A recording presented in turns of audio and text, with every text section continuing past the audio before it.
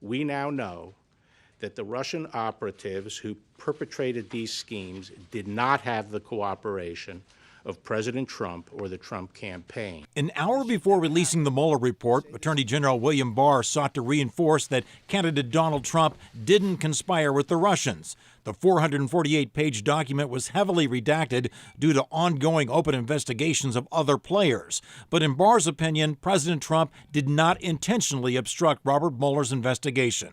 There is substantial evidence to show that the president was frustrated and angered by his sincere belief that the investigation was undermining his presidency. In fact, when the president learned Robert Mueller had been appointed, he lashed out at then Attorney General Jeff Sessions.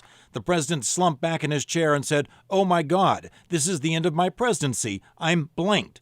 How did you let this happen to me?" The White House fully cooperated with the special counsel's investigation, providing unfettered access to campaign and White House documents. The report makes it clear Russia hacked into the DNC and other Democratic accounts to go after Hillary Clinton and use social media to create havoc.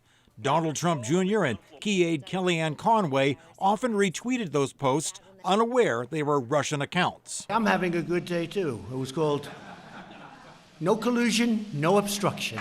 The president channeled Game of Thrones on Twitter, but Mueller himself left the obstruction question open, but wrote, "The president's efforts to influence the investigation were mostly unsuccessful, but that is largely because the persons who surrounded the president declined to carry out orders or cede to his requests." Even in its incomplete form, however, the Mueller report outlines disturbing evidence that President Trump engaged in obstruction of justice and other misconduct.